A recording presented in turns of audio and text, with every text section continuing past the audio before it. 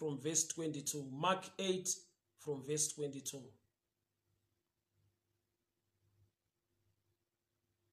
They came to Bethsaida, and some people brought a blind man and begged Jesus to touch him.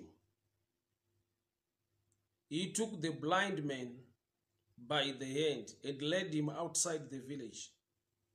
When he had spit on the man's eyes and put his hands on him, Jesus asked, "Do you see anything?" He looked up and said, "I see people. They look like trees walking around."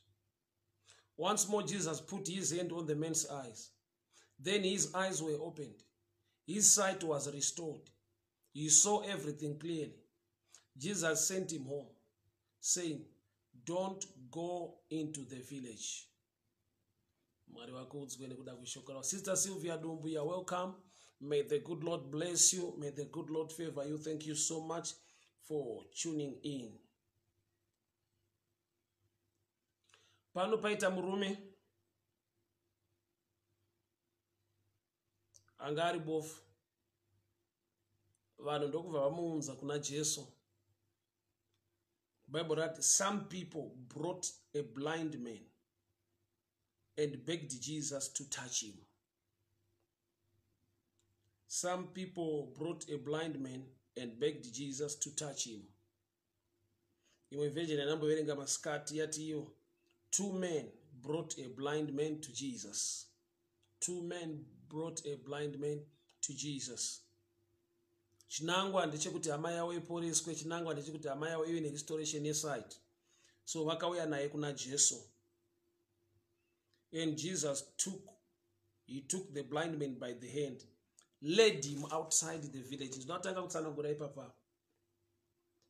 Vanhu vakauya nehama yavo, vanhu vakauya nemurume uyu kuna Jesu kuti aporeswe.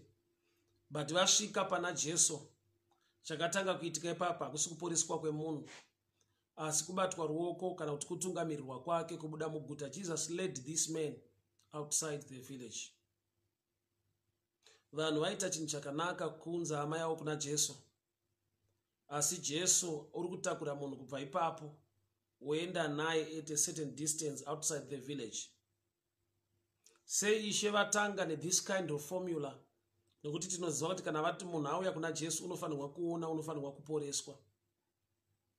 But ane nguva yaakafamba naye, yaakafamba naJesu asati areceive sight, asati aporeswa. Shoko pariri kuti Jesus led this man outside the village. Cynthia Zulu, you are welcome. Jesus took this man and led him outside the village. Kuda there was a time, a moment, a distance yakafambwa nemurume uyu aina Jesu asati apora, asati aporeswa, but aina Jesu anoporesa. You can imagine kuti vana munhu yaagare munzvimbo isina vanhu, zvora kuti paari kufamba naJesu vachimburitsa kunze, vaigona kunge vakasangana nevanhu, vanhu vaigona kutaura zvavaigona kutaura, Jesu achitungamirira bofu. Vanhu kune vaigona kuti ayo iyi kesi ndofunga ari kunyara nayo kuitrita pane vanhu, saka aedza kunotraya nyaya iyi kure kuti sina vanhu. Or else vamwe vanhu vaigona kuudza bofu iri kuti murume uyu akubata ruoko anombozvita anoporesa vanhu, but indava uri kuramba uri bofu iye ainewe. Zvokuti murume uyu bofu aigona kusvika paanodhauta kuti ndina Jesu chaiye, nekuda kwekuti haana maresults aanodesire muupenyu iye asangana naJesu. Time yaari kufambwa naye aina Jesu, it reminds me kubhuku yaLuke 15, nyaya the prodigal son, kuti baba pavakaona mukomana achiuya, Bible rinoti vakamhanya vakasvika paari vakamumbundira vakauya naye kumba. Vasvika naye kumba ndopavakamupa bhutsu, masandals, vakamupa a garment, vakamupa a ring, vakauraya mombe akadya. But distance yakamhanywa nababa vachichingura mukomana uyu, vakamumbundira vakamufarira. Kurati pane distance yavakafamba vachiuya kumba, baba vaine mwana wavo ane nzara, mwana wavo ane hembe dzakabvaruka asina bhutsu, vakafamba naye. Ndikudavedza kutaura muupenyu hwemumwe kuti there will come a time in life yekuti chaunotoita desire chaicho chisati chaitika, but unogona kuzviona here nemuonero wekuti God is with you despite your challenge. God is with you. He is leading you somewhere. Miracle yako is just around the corner, but he wants to take a move with you. Pane paari kuda kufamba newe. Saka Jesu ari kufamba nemurume uyu achibuda muguta. Zvimwe chete nababa vaprodigal son vakamuona achiuya mukomana vakamhanya. Havana kumhanya vakatakura chingwa, havana kumhanya vakatakura zvimwe zvinhu zvese, but vakamhanya vaine rudo, chido chekuti mwana wangu adzoka. Vakamhanya kwaari vakamubundira, vakauya naye mumba. Zvoreva kuti ane time yaakafamba ana baba vane zvese, but asina chaainacho. Ane time yaakafamba aina baba vane mombe, but iye aine nzara. Ane time yaakafamba netsoka aina baba vane masandozi avanogona kumupa mumba, but akambofambwa naye asina shangu, akafambwa naye aine nzara, akafambwa naye aine hembe dzakabvaruka. So Jesu abata ruoko rwebofu. Bofu harisi kuda kuramba richingotungamirirwa, riri kuda kuona kuti riregere kuita vamwe vanhu muupenyu vanongomutungamirira pane zvinhu zvese. But muchaona kuti murume uyu ari bofu akabatwa ruoko naJesu akalidwa kubuda muguta. Pauya pana Jesu auya aine vanhu vaimulidha, vaimutungamirira kumusvitsa pana Jesu. Jesu ndokubva abata ruoko ndokubva atanga futi kumutungamirira. Zvingarevei muupenyu hwedu nhasi? I want you to show you this picture. Ndofunga zvinhu zvinozviziva kuti kana munhu ari bofu zvinogona kungoda munhu mumwe chete bedzi kuti amulidhe kana kuti amutungamirire pakufamba. But apa Bible rati this man, some people brought a man to Jesus. Vanhu vakaunza bofu kuna Jesu. Kwete munhu wani, but some people brought a blind man to Jesus. So this man ane dzimwe nyasha dzandoda kuti uone kuti uone. Handizive kuti vanhu ava havanga vasina zvekuita here, vanga vasari committed nemabasa avo here, zvakaita kuti vese vasiye zvavanga vachiita vaende kune murume uyu bofu vomuti handei kuna Jesu. Munhu wani aigona kuuya nebofu iri kuna Jesu, but this man akaunzwa nevamwe vanhu. So asvitswa pana Jesu, chinopa Jesu kubata murume uyu ruoko otanga futi kufamba naye. Ane vhangeri raanoda kuti tidzidze kana kuti tizive. Let me open your eyes on this understanding. Uchaona kuti favor ine murume uyu nyangwe asingaone, but kune vanhu vari dedicated kufamba naye, vari kukavha area yaasingagone kukavha. Izvozvo vanhu havasi kuzviita nokuti vanongofarira murume uyu, but vari kuzviita nokuti murume uyu ane grace in his life. Zvokuti vamwe vanhu, kwete munhu wani, vamwe vanhu vanodedicate time yavo, resources avo and everything to lead this man or to walk with this man. Saka Jesu paari kubata murume uyu ruoko vachibuda muguta, ari kuedza kutoparidzira murume uyu kuti nyangwe ndanga ndisati ndakubata, iko kumbotungamirwa kwawanga uchiitwa nevanhu, unomboziva here kuti inyasha neruoko rwaMwari. Saka waona kuti Jesu iye Mwari pachake akubata ruoko achifamba newe. Zvoreva kuti izvo zviri kuitwa naJesu izvi wambozviitirwa nevamwe vanhu. Pane vanhu vambokubata ruoko vachikutungamirira, but neimwe nguva nekuda kwokuti chauri kuda kuona, chauri kuda healing, unogona kusatenda kana kuappreciate those who were leading you. But unoziva here kuti mapofu mazhinji it only takes one man, or rinongotora munhu mumwe chete kuti agone kutungamirira bofu. But apa Bible rati some people brought this man. Kureva kuti Jesu ari kuti time yawaitungamirirwa uchibatwa ruoko uchilidwa nevanhu, God was already doing something in your life. Panga patoiswa nyasha pamusoro peupenyu hwako. Hongu wanga usati wapora, usati wakuona, but kuva nevanhu vangori nehanya vari dedicated to life yako, haisi human nature kuti munhu afunge nezvako nokuti munhu ane zvake.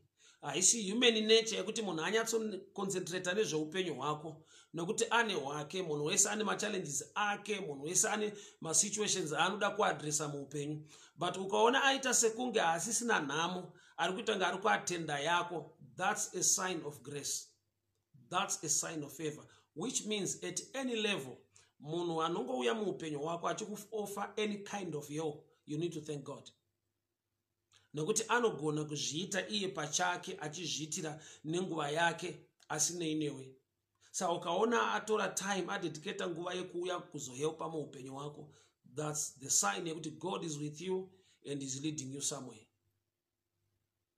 Sister Shami Sojek, you're welcome. May the good Lord bless you.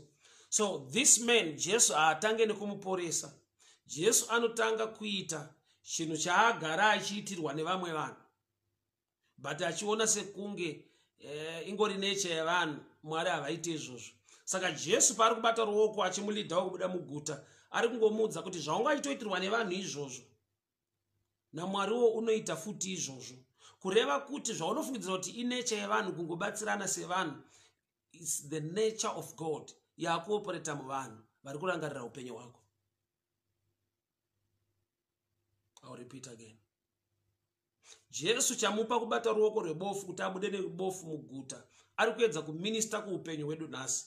Kuti unoona here kuti zvaunga ichiitirwa nevanhu, murume uibofu paabva kwaabviwa naye handizive achiunzwa naye kuna Jesu, isaini yekuti kana vanhu vambouya newe vakakusvitsa pano, inini Jesu ndikakubata ruoko ndichienda newe somewhere, nyangwe ndabvisa vanhu ndirini ndakubata, but ndiri kungoita zvawangambenge uchiitirwa nevanhu, zvekungolidwa nevanhu wakabatwa ruoko. In other words, Jesu ari kuti ivo vanhu pavanga vachiita zvawanga vachiita muupenyu hwako, already Mwari vanga vachiminista muupenyu hwako in that level.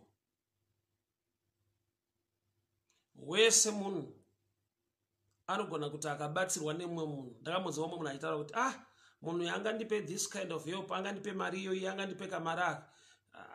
Inzwa, munhu ane kukomplaina mukupiwa, mukubatsirwa,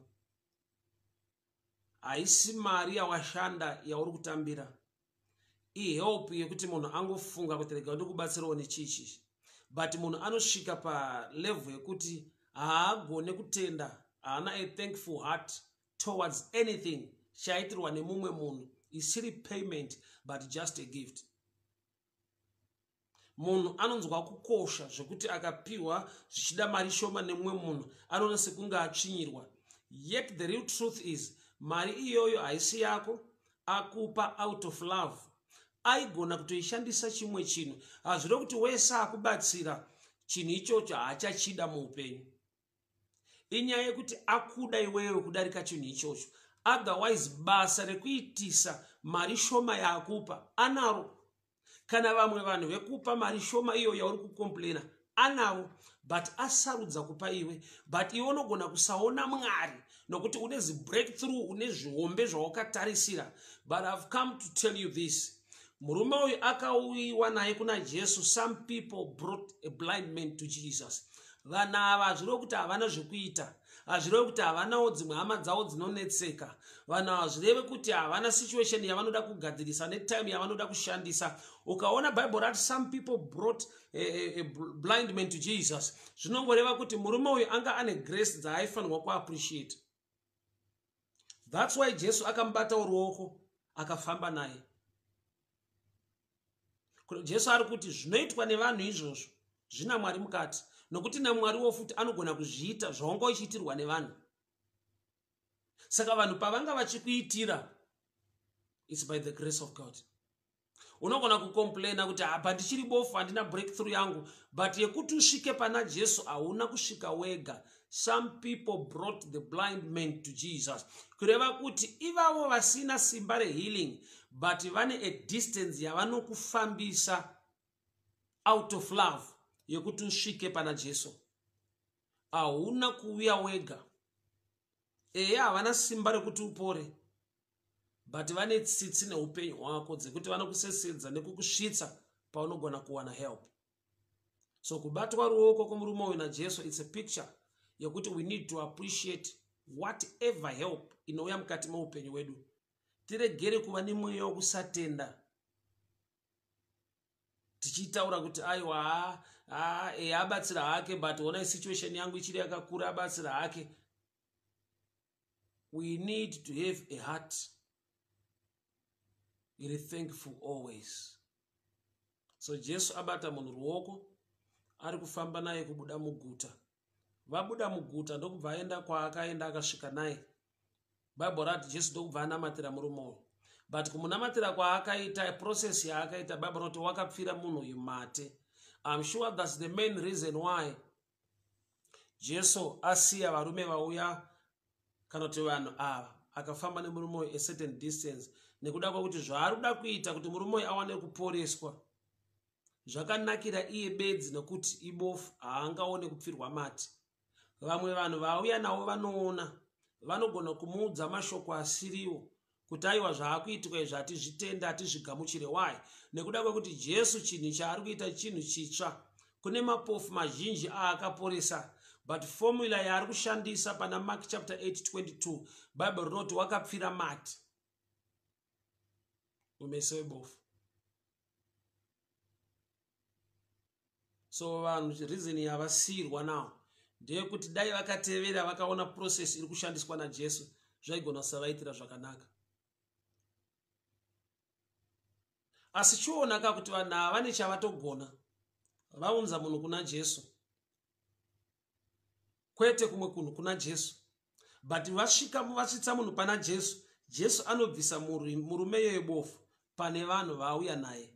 In other words, shoko ringotizivisa kuti there will come a time in life yekuti une vanhu vanoya muupenyu hwako zvichida vachikubatsira vachiita chimwe chinhu chakanaka muupenyu hwako, but you must know a certain level yekuti zvimwe manje zvinoda kuitwa naMwari zvinogona kutodziviswa nevanhu vakuunza kuna Mwari wacho. I want to hear me very well.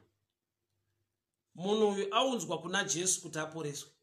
Jesu ndokubva amubvisa pane vanhu ava akaenda naye kure kuti amunamatire. Zvoreva kuti vanhu vanogona kunge vaoffer help mulife mako to a certain level, to a certain area, but usakanganwa kuti vachiri vanhu nyange vashandiswa naMwari, nokuti vanogona kusvika nguva yavanotanga kushanda ivo vasisiri kushandiswa naMwari. Panguva yekuti vanogona kudzivisa healing yako ivo vakuunza kuna Jesu, nokuti zviri kuitwa naJesu izvi havasati vazviona havangazvinzwisise.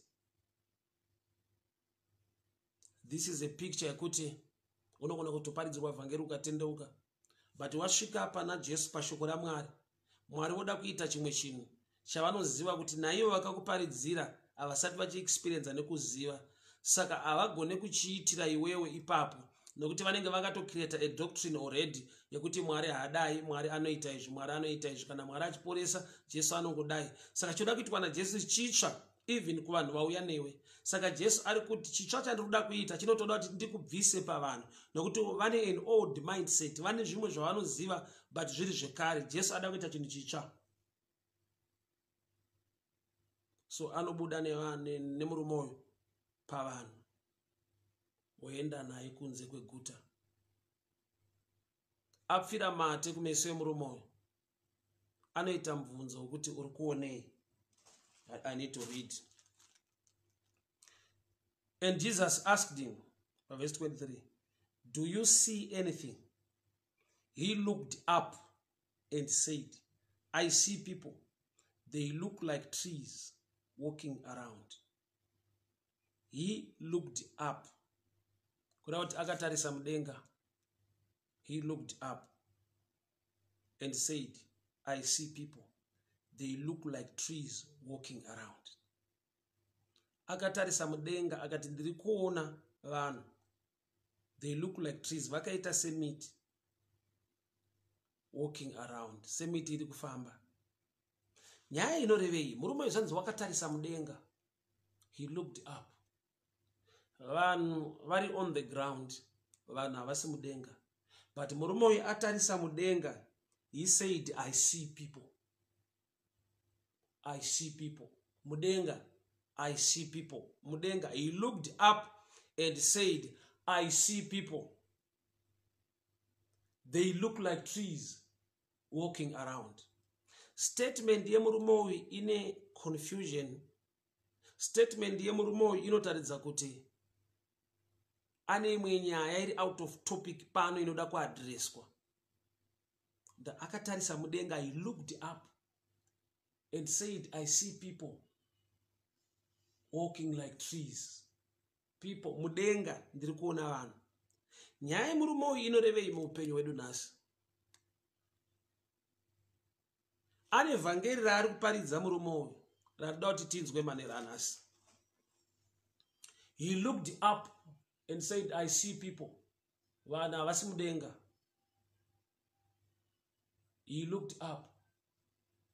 Mudenga, ndokuti ndiri kuona vanhu vari kufamba kunge miti. Miti haifambi, vanhu havagari mudenga, vanhu vari on the ground, but he looked up ndokubva aona vanhu kunge miti. So mudenga maari kutarisa, it's a spiritual level. My brother Napoleon Mate, may the good Lord bless you. Joshua Mazengera, you're welcome, God bless you.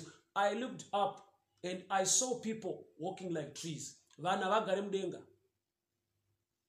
but Bible rati akatarisa mudenga akati ndiri kuona vanhu vari kufamba kunge miti. Miti haifambe, vanhu havagari mudenga. Saka pandoda kuti tinzwisise manje, paari kuti I looked up, ndakatarisa mudenga ndikaona vanhu vari kufamba kunge miti, kuda kuti ari kuda kuti picture yedenga, shoko parati he looked up, kuda kuti ari kutaura vision yedenga. Vhangeri riri kuparidzwa nemurume panapa rine chekuita nevanhu uye nemiti, but zvaari kutaura izvo zvinotaridza kuna Jesu kuti achine problem. Ranga riri bofu risingaoni, akuona dambudziko rake ava maonero, but maonero ake iwaya ane dambudziko. Ivhangeri randoditsanangure panapa mugone kundinzwa vanhu vaMwari. Ngatidzokei kuna Genesis. Adamu paakadya muchero usiri kutenderwa naMwari, akapfeka mashizha nekuda kwekuti meso ake akavhurika, akaona kuti akashama. So munhu wekutanga akaenda pamuti, akatakura chituko, akatanga kuona zvaasiri designed to see.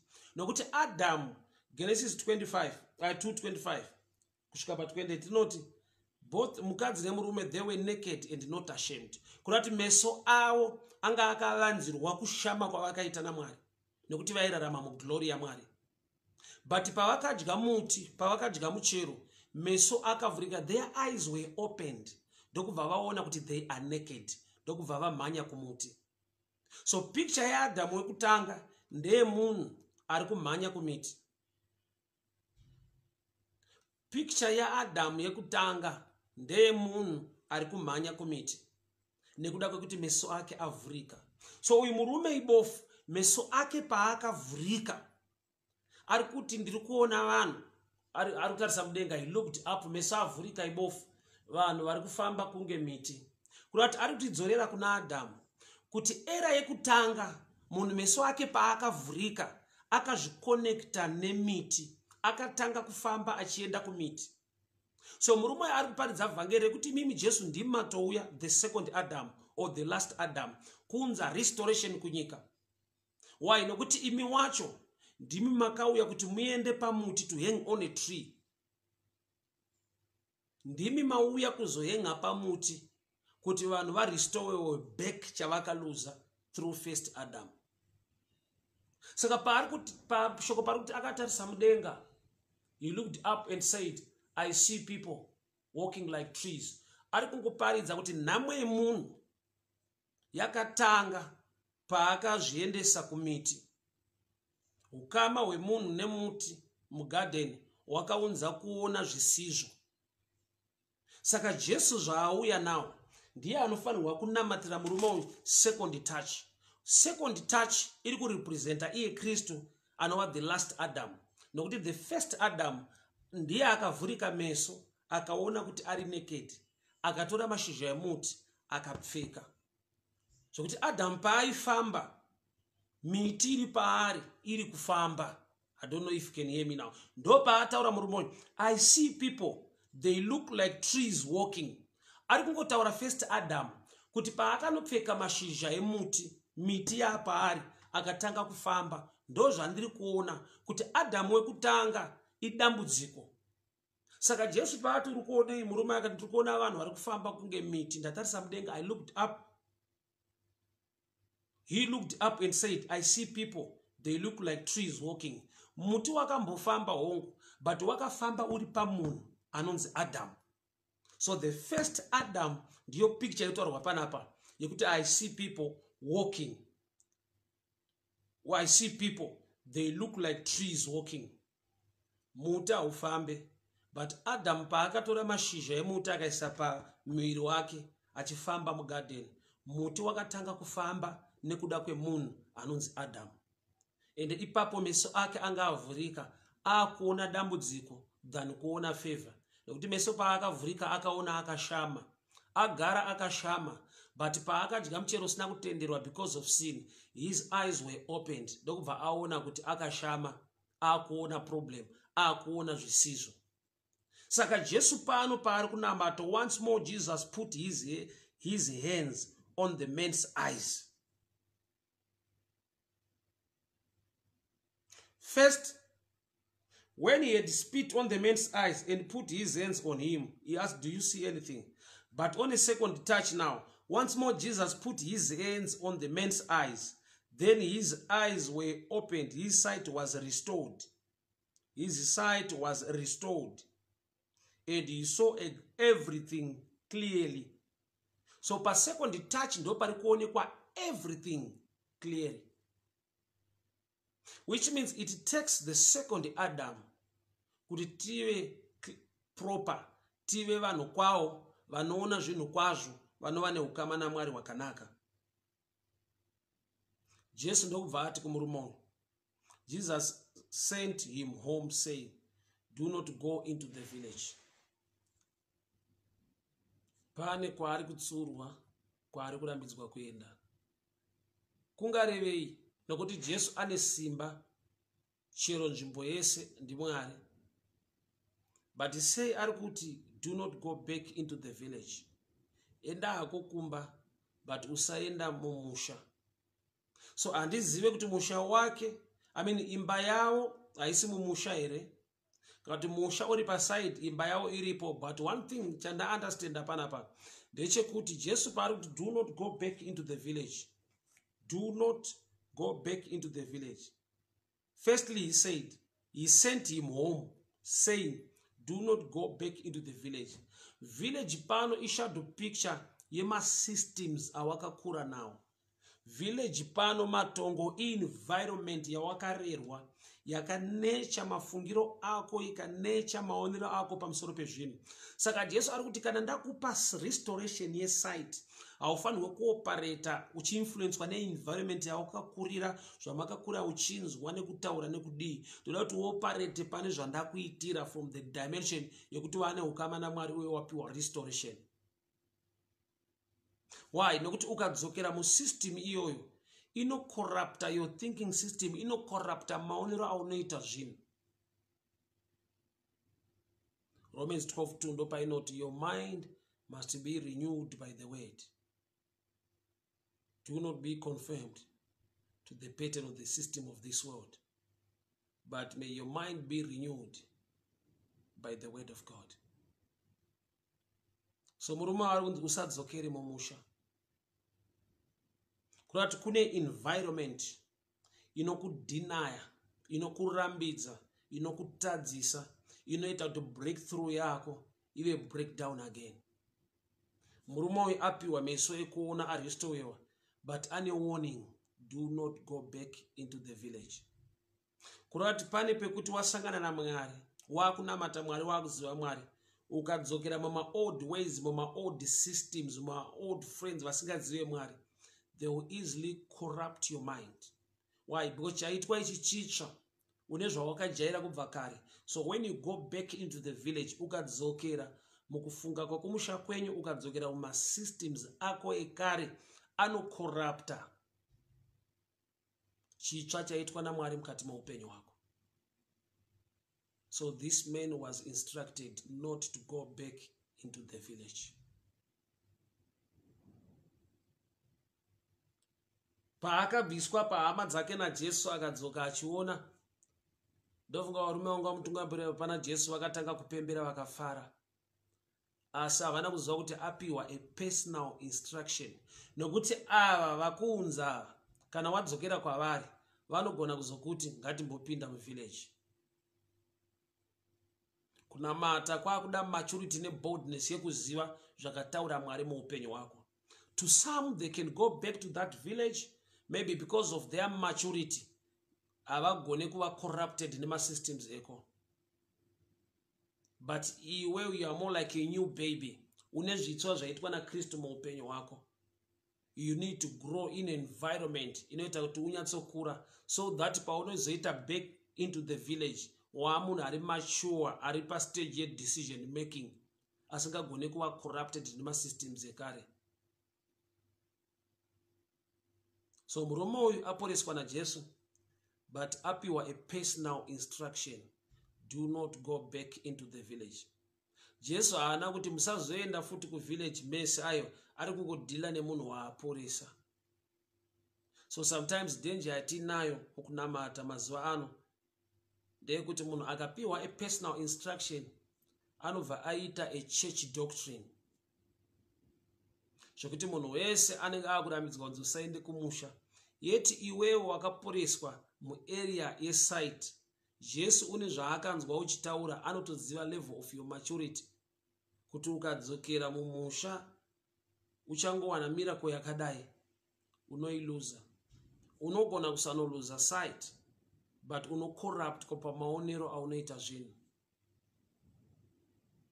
Kubva rini miti ichifamba? Asi murume wakataura kufamba kwemiti. Kuda kuti anga ari muenvironment yevanhu vanotaura zvinhu zviri opposite zvisingaitike, but yakava a belief system yaakakura achitenda even ari bofu.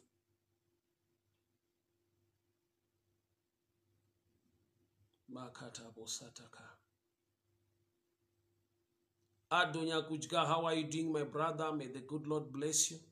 May the good Lord favor you. So regani zokepa mashure mshana. Murume uyu auya akabatwa nevanhu. People led him to Jesus, and Jesus led him out of the village. Kunati atungamirirwa in two ways: by men and by Jesus. Ndati Jesu vazviitirei kumubata ruoko zvaagara achiitirwa nevamwe vanhu. Ivhangeri rekuti don't take help for granted.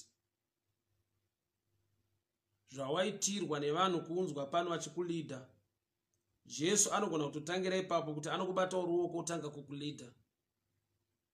Kureva kuti paunolidwa nevanhu, gonawo kuziva kuti rungangodaro ruri ruoko rwaMwari ruri kushanda muupenyu hwevanhu ava to help me and to lead me.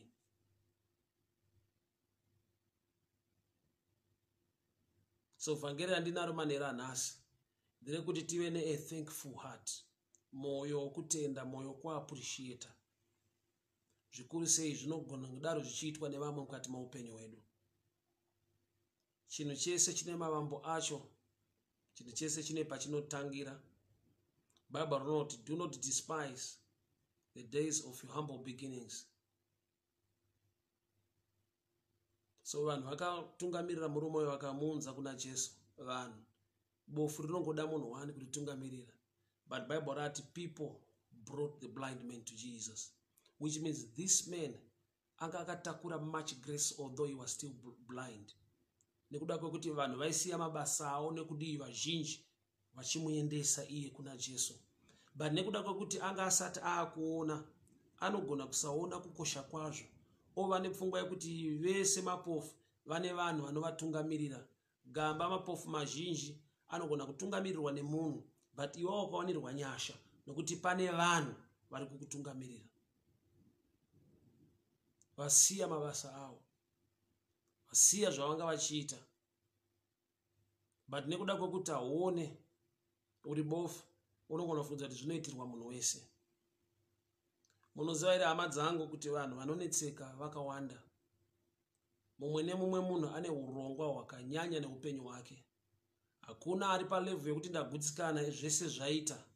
Munhu wese ari kuda for more, munhu wese ari kuda kubuilda, munhu wese anoda zvaanoda kuvaka nekudii mukati meupenyu concerning his family nekudii nyangwe nehama dzake. But ukaona munhu afungawo nezveupenyu hwako to reach out to you, ngativei nemoyo wokutenda, ngativei nemoyo wokuonga nekurumbidza Mwari. Why? Nekuti ndiMwari unoshanda muvanhu ivavo to reach out to you. Otherwise vanogona kuva busy nezvavo. Hakuna atapedza nhamo dzake dzekumhuri kwake. But ukaona munhu achidedicate nguva neanything chaanacho muupenyu concerning your life, you need to appreciate. Saka Jesu ambata ruoko abuda naye muguta, ari kutomuparidzira kuti iyoyo kubatwa neruoko uchitungamirirwa iyoyo kana wanga uchimboitirwa nevanhu inda kuitira kuti uzive kuti vanhu pavaitokuitira ndiMwari anenge arangarira upenyu hwako. So munamato wangu manhero ano tive nemweya wekuappreciata nekutenda. Zvingava zvidiki zvinoitwa nevanhu muupenyu hwako. Pane nguva yekuti mindset dzatinadzo varume vazhinji vekuAfrica sekuti kana une mudzimai kumba, for example, haasi kuenda kubasa riri formal, anoswera pamba, you take it for granted kuti kuswera munhu anongoswera akagara pamba. But time yaunozo understanda musi waunozongoswerawo pamba, let's say iye afamba kuti maswera mese, unogona kunotisa kuti misikanzwa ine vana, especially kana mune vana vadiki, vanoda kumonitwa nekudii, mwana anoda kugezeswa, pamba panoda kutsvairwa nekudii. Unotozoona kuti munhu wauri kutarisira pasi uchiti haashande angangodaro achitoshanda zvinorwadza kupinda iwe, but nekuda kwokuti mudzimai wako, mumwe wako, munhu wako, you can take it for granted. Kusvika musi, sometimes we learn things pazvinobva patiri. Munhu paanosuduruka pauri, unotozoona kuti unogona kutoita nguva usina kusuka nepoto chaiyo kana usina kuwasha. But zvinhu zvaunongotora casually, zvaunongoti zviri common, zviri obvious, zvokuti unopedzera wakutaurira munhu rafu kuti hauna kubasa kwaunoenda, unongoswera wakagara panapa. But taking care of the home or of the house, it's something else. Chimwe chinhu chekuti unogona kusavalua, but unozo experience musi waunoswera uchizviita wega kuti pane nyaya, pane basa.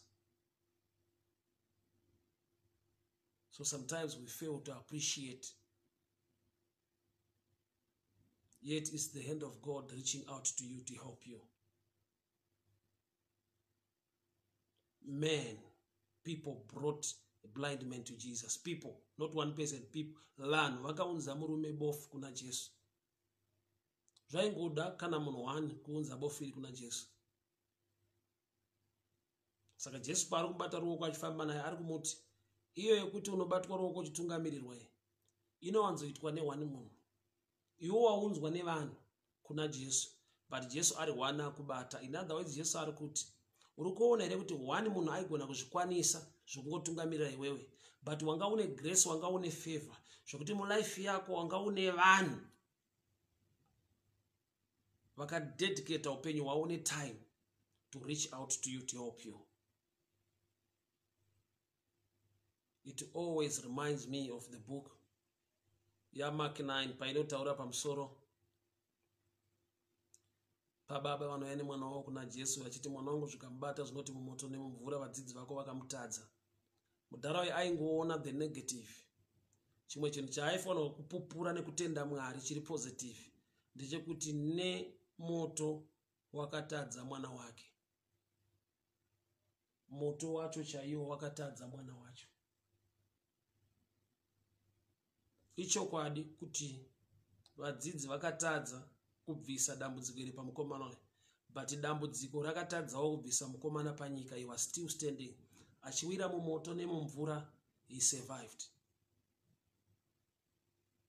Akararama.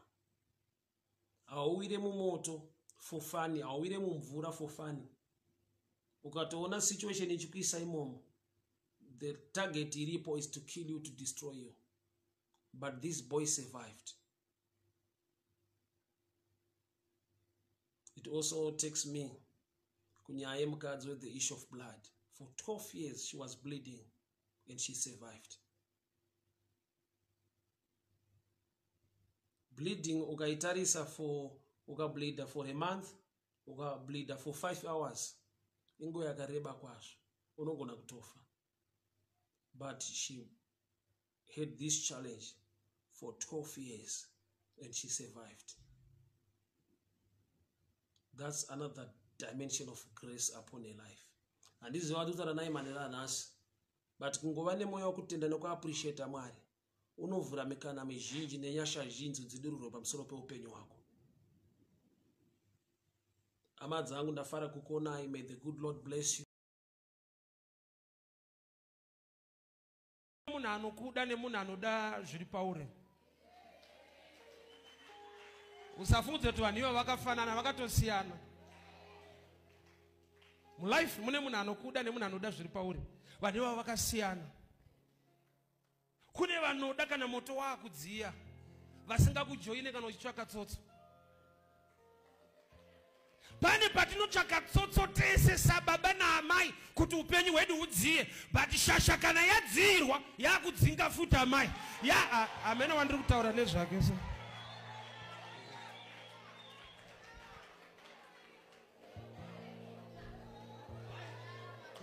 Amen. Unogona kubvunza ari pasaidi pako kuti hausi kunyanyodzirwa here.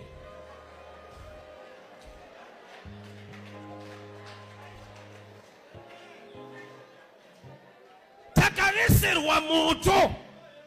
Hakuna anoramba kudziya moto kana kuchitonhora. Hakuna anoramba chakanaka kana upenyu usina kumira mushe. But Satani harizaine kuti kana ndakutadza kumvura chidziyai moto. Anoti kana ndakutadza kumvura ndokubatirai kumoto. Handling a blessing is subject inoda kudzidziswa vanhu, because we all love blessings, but handling blessings is subject to ombe. Hama dzangu chinhu chese chaunoti ukatarisa chichikufadza, gona kuva nemoyo unoda kuonga Mwari nekutenda Mwari. Vanhu kana uchiita chinhu chichida pasowe kana kuchechi, usaita wakatarisa munhu, ita wakatarisa muchinjiko, wakatarisa Mwari. Nokuti pese paunoona munhu unoona sekunge une zvauri kuitira munhu, but ukaane pfungwa yekuti ndiri kuitira Mwari, zvinodena ropafadzo uye hazvikupe kuneta. Ndikudze hama dzangu, chinonzi munhu chinenge iwewe, chinenge inini, hachigutsikana, hachitende. Unoita zvakanaka oshayiwa kugamuchirwa nekutendwa. Vareka ndikudzosaura moyo kuita zvakanaka. Anotenda zvinodarika zvese zvaungada Mwari. Nyasha dzaMwari dzakatirwira mukorona. Nyasha dzaMwari dzatipa upenyu kusvika pano nhasi. Idzodzo bedzi, usina zvimwe zvawatarisa, anoda kutendwa. Kuva nemwana chaiye muruoko handi chinhu chiri nyore. Kwauri zvakajairika nokuti une vakawanda. Hauzive paini inofamba nevanhu vanenge vachitsvaka mhuri. So kana mhuri ukaitarisa iripo, inyamwe mukushaya, but nyaya yekuti vana unawo zvinokudzwa Mwari izvozvo. Vanhu vakamirira kuti vatange vaona zvihombe muupenyu kuti vazoona nguva yekutenda Mwari. Zvazviri izvezvi munozoona kuti nzara chaiyo, kunzwa nzara iropafadzo. Reganitsananguri, ukanyanyorwara unotomanikidzwa kudya. Kurani unosvika stage yekuti hauchanzwa nzara.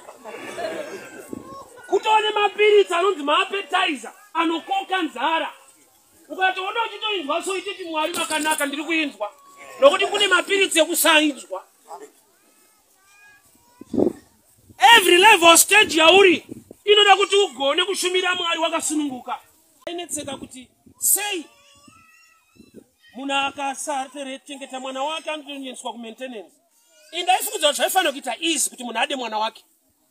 But zvatinofungudza kuti zviri easy, zviri common hazvisi. Kune mweya inorwisa munhu. Nokuti wake waakabereka achengeta. Nyika pakutosvika kugara pasi kuti ngatisungei ana baba vasiri kuchengeta vana. Unoziva dai kusina NASA, vamwe vabereki dai vakafa nokuti vakabereka vana vasingazivi kuti vakaberekwa. Vabereki vakutopona nemari yekunasa ivo vane vana. Nyika yakagara pasi kana tikasaisa NASA, vamwe vana marombe mwegara anofa. Raiti zvinofanirwa kureruka kuti munhu achengete mubereki wake. Hazvina kuita sekudaro panyika, pane mweya inorwa nevanhu. Kana uri mubereki une vana vanokuchengeta, ipa mbiri kuizwa, Mwari wakuwanira nyasha. Nokuti hazvisi izi kuti ungonzi une vana, kune vana vazhinji vanotowana, but ukaona mubereki wako unonzwa tsitsi. Kune mweya inorwa nemhuri. Ukaona mhuri yako yakangona pasomo chinamata Mwari, ipa mbiri kuizwa naMwari. Kudza Mwari ugare kuna vanotenda. Nokuti hazvisi nyore. So ukaziva kuti ndimwari, vese vamunoona vachiita zvakaipa, zvakanaka vanozvida. Tinovasakisa kuti vaita zvakaipa vachida zvakanaka, vakagumira pakuda chete, asi havana kugumira pakuda Mwari anovapa simba nekuti vagone kuregedza izvozvo. Wese ari kurarama muuipi, zvakanaka anotozvida, asi kuda bedzi hakugonese kusvika wagona kubatira pane izwi rinoera, wabatira pana tenzi Kristu, kana wabatira paari, ndo pane kudzikinurwa nekuponeswa. So ndokureruka ndokunaka kwazvo. Iyo Mwari vachitipa mwanakomana wavo chavakatipira Jesu, kuziva kuti isu hatigone kana tiri tega, hatina zvatingaita hatiri tega. Mufaro kune vanotenda, mufaro kune vanotenda. Tega semunhu haugone kusvika waenda wanobatira paizwi remuchinjikwa, wabata pamurumbwana pamweya mutsvene, ndiye anotipa kugona kuti zvinhu zvigone kuendeka. Kare ndaifunza kuti Peter ndiye akasimba pavadzidzi vese. Kana Jesu paakabatwa muGetsemani vese vakatiza, Peter hana. Saka ndaifunza kuti ndokusimba. Kusvika ndaverenga kumberi pandakanzwa kuti pane musikana akaona Peter. Zvikanzi uyu mumwe wacho, Peter akaramba ka3. Kurati Peter hatize, anoteera kuti arambire ikoko. Ikoko ndokwa kumusangano harovhe anozorambira muno. Ndo manenge achiti zvazviite. Izva komadi kusauya. Pakangoimbwa so maimbire wayaya. That's right. Paitwecha ko wadi kurova. Mweya wa Peter wokuti anoramba ari muno. Apa ndakubata. Ya Peter wabatwa.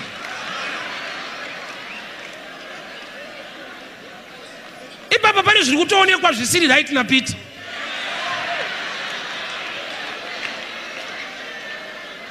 Kuna atoonekwa kunzi hakusi kupfeka. Ndi Peter ye. Iyi hairstyle wanga wanayo last week. Ndi Peter ye. Apa ndokubata apa.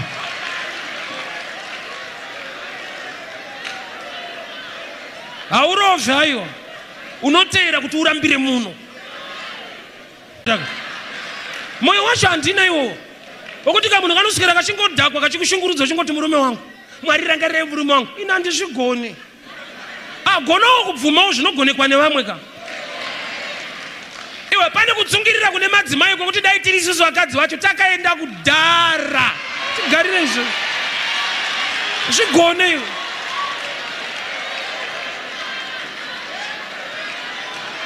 Gonawo kuona strength ine mumwe kuti ugone kuva imparted. Handisi kuramba kuti une zvaunogona nekuziva. But there is a Jordan River that respects somebody's name. So you need to be humble.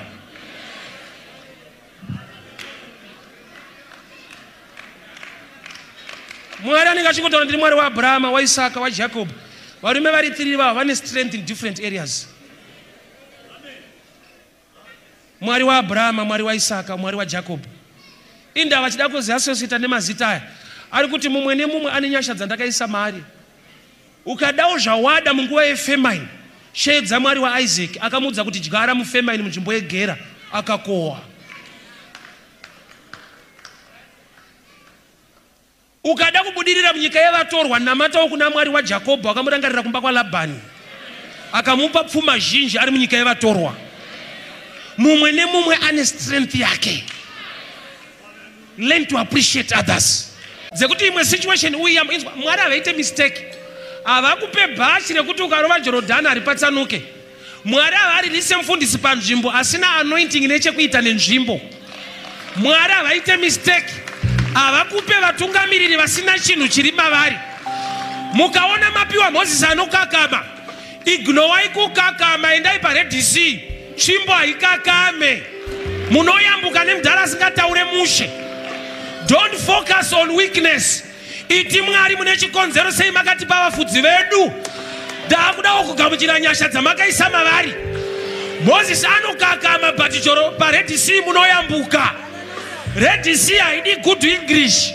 Inoda mudhara ane tsvimbo. Munoziva here hama dzangu kuti vanhu vanonetseka vakawanda. Mumwe nemumwe munhu ane urongwa hwakanyanya neupenyu hwake. Hakuna ari palevel yekuti ndagutsikana zvese zvaita. Munhu wese ari kuda for more. Munhu wese ari kuda kubuilda. Munhu wese anoda zvaanoda kuvaka nekudii mukati meupenyu concerning his family nekudii nyangwe nehama dzake. But ukaona munhu afungawo nezveupenyu hwake to reach out to you. Ngativei nemoyo wokutenda. ngativei nemwoyo wekuonga nekurumbidza Mwari. Why? Nekuti ndiMwari unoshanda muvanhu ivavo to reach out to you. Otherwise vanogona kuva busy nezvavo. Hakuna atapedza nhamo dzake dzekumhuri kwake. But ukaona munhu achidedicate nguva neanything chaanacho muupenyu concerning your life, you need to appreciate. Wese munhu anogona kuti akabatsirwa nemumwe munhu. Ndakamudzwa mumwe munhu achitaura kuti munhu yangandipe this kind of help, angandipe mari iyoyi, angandipe kamari aka. Izwa munhu ane kukomplaina mukupiwa, mukubatsirwa. Haisi mari yawashanda yauri kutambira. Help yekuti munhu angofunga kuti rega ndikubatsirawo nechichi. But munhu anosvika pa level yekuti haagone kutenda, haana a thankful heart towards anything chaitirwa nemumwe munhu. Isiri payment but just a gift. Munhu anonzwa kukosha zvekuti akapiwa zvichida mari shoma nemumwe munhu anoona sekunge atsvinyirwa. Yet the real truth is mari iyoyo haisi yako, akupa out of love. Aigona kutoishandisa chimwe chinhu. Hazvire kuti wese akubatsira chinhu ichocho haachachida muupenyu. Inyaya yekuti akuda iwewe kudarika chinhu ichocho. Otherwise basa rekuitisa mari shoma yaakupa anaro. Kana vamwe vanhu vekupa mari shoma iyo yauri kukomplaina anavo, but asarudza kupa iwe. But iwe unogona kusaona Mwari nokuti une zi breakthrough, une zvihombe zvawakatarisira. But I've come to tell